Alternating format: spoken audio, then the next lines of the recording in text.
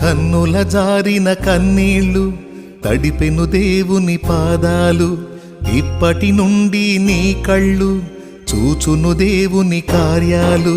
కన్నుల జారిన కన్నీళ్ళు తడిపెను దేవుని పాదాలు, ఇప్పటి నుండి నీ కళ్ళు చూచును దేవుని కార్యాలు.